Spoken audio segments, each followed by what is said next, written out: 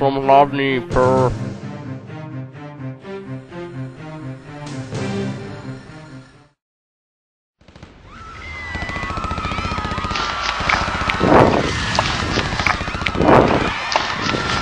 Teraz je čas na váš obľúbený seriál.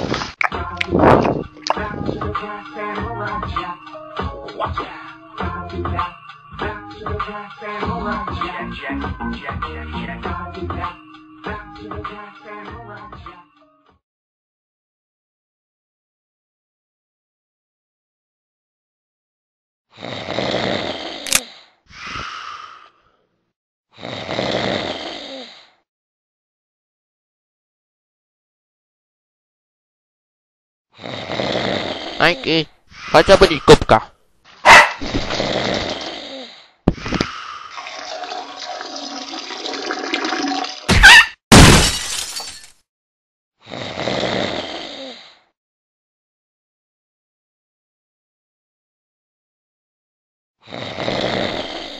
Kupko, vstávaj, lebo prídeš neskoro do školy.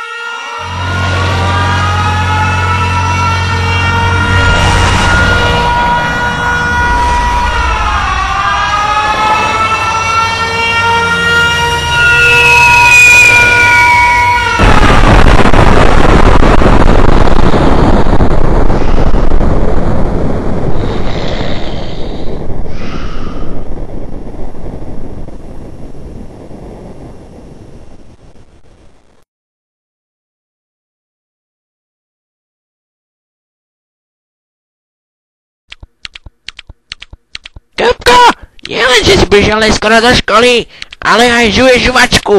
Okamžite ju vypluj. No kde sme?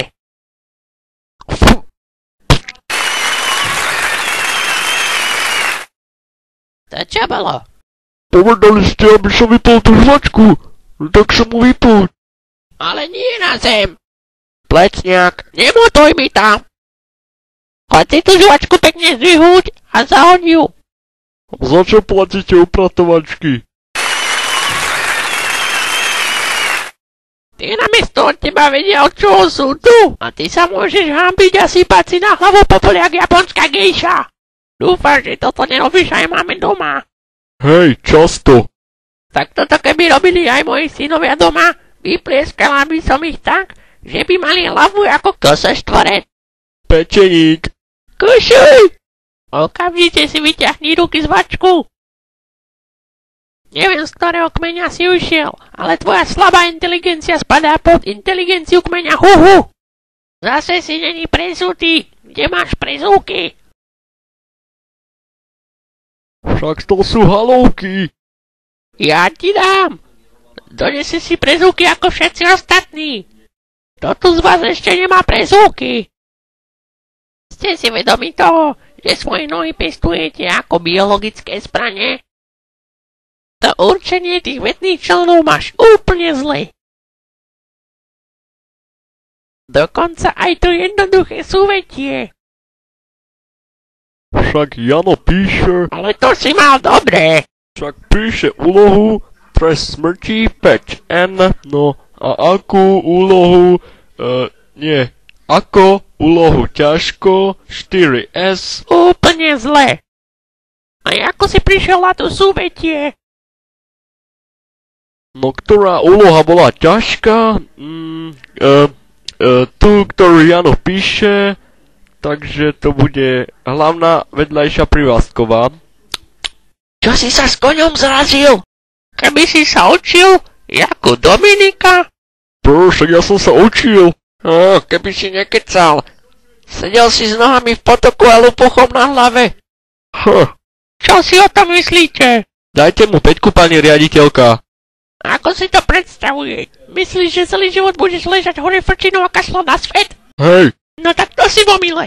Chcete vidieť, čo si o tom myslím ja?